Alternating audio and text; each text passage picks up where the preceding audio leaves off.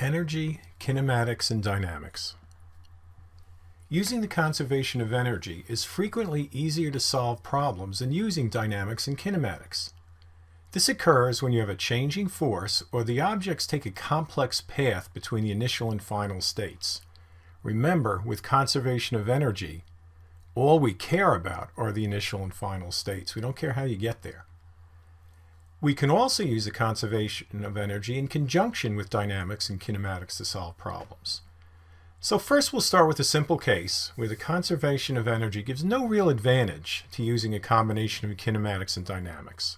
They're kind of the same level of difficulty.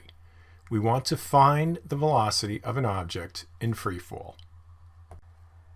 Here are the two methods, energy and then kinematics and dynamics. We'll start with energy, because that's the unit we're on, and we have the work energy equation, and we'll assume that there is no external force like friction here, so we get rid of the work. And our initial energy is going to be all potential energy because the object's not moving. Then right at the bottom, all we're going to have is kinetic energy because we're hitting the ground level reference where potential energy is 0. We substitute in mg h0, where h0 is our height, equals 1/2 mv squared, and we get the velocity here. Now let's try the kinematics and dynamics. We said there was no friction, and that got rid of the work term. What else does that allow us to say? It allows us to say the only force acting on the object is mg.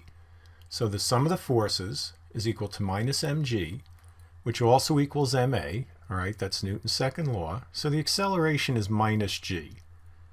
We take our third kinematics equation, and we want to find this term here, the final velocity.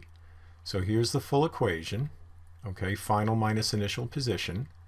And what do we have? There's no initial velocity, so this term is going to equal 0. And our h minus h0 is going to be minus h0. A is minus g. The negatives cancel out. We just get 2gh0, and we get the same answer. And isn't it nice that one assumption we made about no friction in one case allows us to get rid of the work, and in the other case allows us to have only one force. So there's really no advantage to doing either method this time. Now let's see how we can work these principles together.